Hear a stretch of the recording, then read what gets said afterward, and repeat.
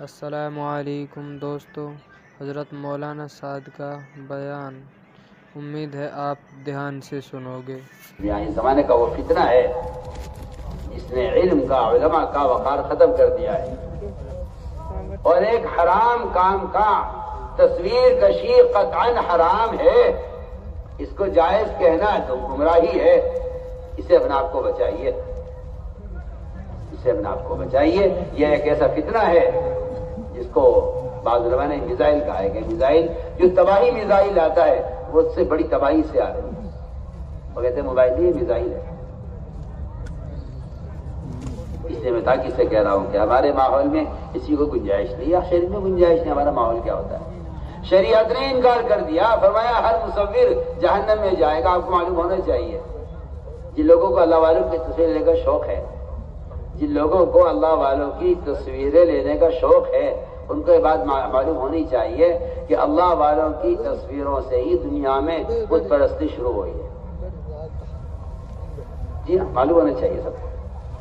تصویروں کی دنیا میں ابتدا کہاں سے ہوئی ہے؟ بتوں کی پوجا کہاں سے شروع ہوئی؟ بتوں کی پوجا کہاں سے شروع ہوئی؟ معلوم ہونا چاہیے نا۔ جتنے دنیا کے اندر بت پوجے جاتے ہیں کروڑوں کی تعداد میں، کہاں سے آئے، کہاں سے شروع ہے؟ یہ دیکھو عجیب حالت ہے، جہاں آواز سنتے ہو ادھر ہو جاتے ہو۔ میں کچھ کہہ رہا ہوں، ادھر دیکھو نا میری طرف۔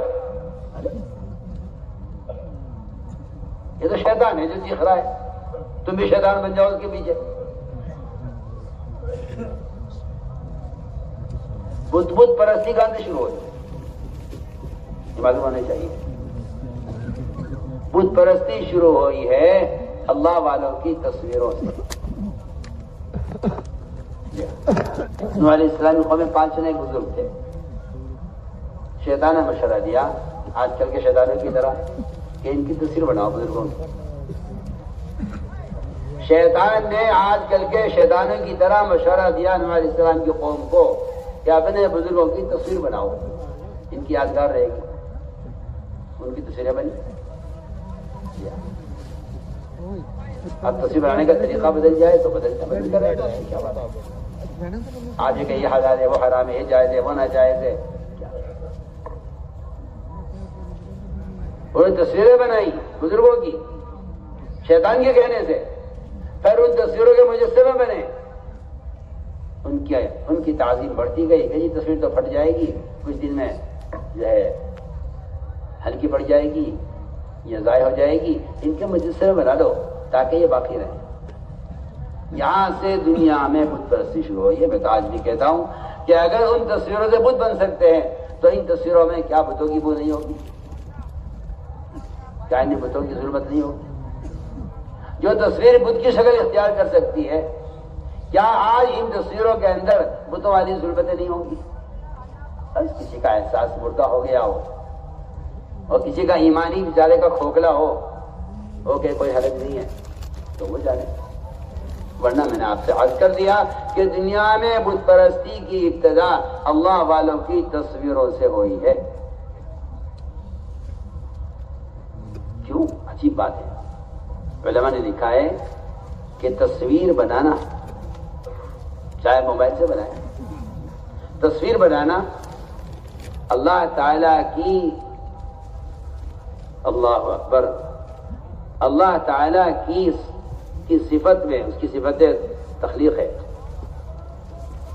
اس کی نقالی کرنا ہے کہ میں بھی اللہ ہوں۔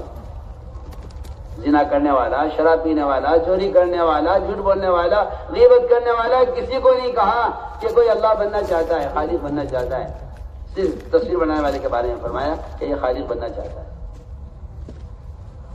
یہ حدیث ہے، پڑھی حدیث، کوئی خالی باتیں تھوڑی ہوتی ہے یہاں دعوت کے ممبر سے، صاف حدیث ہے۔ جو آدمی کسی بھی طرح سے تصویر بنا رہا ہے وہ خالق بننا چاہتا ہے۔ اللہ نے تو نے خالق بننا چاہا، ڈال میں روح تصویروں میں، وہ نہیں ڈال سکے گا، روح ڈالنے سے اللہ کا کام ہے۔ اللہ ان مصور اٹھا کے جہنم میں ڈال دیں گے سیدھا۔ سیدھی بات ہے۔ یہ لکھا مولانا جو ہے بدر عالم دیوان سننا میں تصویر کشی پر یہ لکھا ہے اور جو ہے نقل کیا ہے کہ مصور اللہ بننا چاہتا ہے کسی شراب پینے پر، زنا کرنے پر، جھوٹ بولنے پر، غیبت کرنے پر، کسی کبیرہ گناہ پر وہ عذاب نہیں ہے جو عذاب تصویر لینے پر ہے۔ جی ہاں، پڑھیے آپ حدیث، اشد الناس عذابا کہا ہے، اشد الناس۔ ابن عباس کے پاس ایک آدمی آیا، آ کر کہنے لگا کہ جی میں آپ سے ایک مسئلہ معلوم کرنے آیا ہوں۔ وہ زمانہ جاہلیت کا زمانہ، کفر کا، وہ بیچارہ کبھی زمانے جاہلیت میں اس کا کام ہوگا تصویر بنانا، تصویر بنایا کرتا تھا۔ اس نے آ کر مسئلہ معلوم کیا ابن عباس رضی اللہ عنہ سے کہ جی میں اسلام لے آیا ہوں، مگر میرا جو طریقہ ہے، میرا جو پیشہ ہے، میری جو آمدنی کا ذریعہ ہے، وہ تصویریں بنا کے بیچتا ہوں، اس کے مجھے پیسے ملتے ہیں۔ یہ اس نے کہا کہ جی میرا تو کام ہی کچھ نہیں، اس کے علاوہ میں کیا کروں، میرا دھندا یہی ہے، میرا پیشہ یہی ہے، مجھے اس کے علاوہ کچھ کرنا بھی نہیں آتا۔ ابھی بچوں کو پالنے کے لیے میرا کام یہ ہے کہ میں تصویر بناتا ہوں، ان تصویروں کو بیچ کر جو پیسے آتے ہیں اس سے میں اپنی گزر بسر کرتا ہوں۔ کیونکہ یہ بات بالکل طے شدہ بات ہے کہ تصویر کا بیچنا بھی حرام ہے، اس کا خریدنا بھی حرام ہے، اس کی آمدنی بھی حرام ہے۔ سن لے کان کھول کے بھی کیا بول رہا، تصویر خریدنا، بیچنا اور اس کی آمدنی سب حرام ہے۔ جس طرح شراب کا بیچنا بھی حرام، خریدنا بھی حرام، پینا بھی حرام۔ جو پیسے اس کی بیچ کر پیسے آئے ہیں وہ بھی حرام ہے۔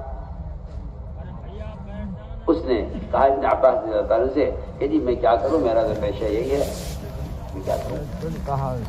انہوں نے یہ نہیں کہا بھائی مجبوری ہے، حالات ہے، آج کل کی زمانہ بدل رہا ہے اور مجبوری ہے، آؤ بھائی بیٹھ کے سوچ لو، بھائی پریشانی آ رہی ہے مسلمانوں پر، آ جاؤ بیٹھ کے ذرا غور کر لیا جائے اور بیٹھ کر سوچ لیا جائے، چلو فلاں کے مذہب پہ عمل کر لیا جائے، فلاں کے مذہب پہ مسئلہ بتا دیا جائے۔ یہ وہاں یہ کچھ نہیں ہوتا تھا، وہاں یہ تو زمانے میں ہوتا تھا۔ مجبوریوں کا دین کیا، کافروں کے تابع کر دو دین کو اور کہتے رہو ہاں ہم دیندار ہیں۔ انہوں نے یہ نہیں کہا مجبوری ہے۔ ابن عباس نے بتایا کہ تصویر کی آمدنی حرام ہے۔ کیا کہا اس نے؟ تصویر لینا تمہارا، بنانا تصویر حرام ہے۔ وہ تو سنتے ہی اس کی تو دل کو اٹیک ہو گیا اس کے، اور وہ لمبے لمبے سانس لینے لگا، جو روایت ہے میں آپ کو نقل کر رہا ہوں۔ اور اس سے تو پریشان، اور اس پہ اتنا بوجھ پڑا کہ وہ لمبے لمبے سانس لینے لگا۔ وہ کہ جی میں تو ہلاک ہو گیا، میں کیا کروں، کوئی گنجائش ہے؟ کہ نہیں، کوئی گنجائش نہیں ہے۔ آپ کا عمل بھی حرام ہے، آپ کی آمدنی بھی حرام ہے، آپ کا تصویر بنانا بھی حرام، بیچنا بھی حرام، خریدنا بھی حرام۔ سنیں موبائل والے، سنیں میں کیا بول رہا ہوں۔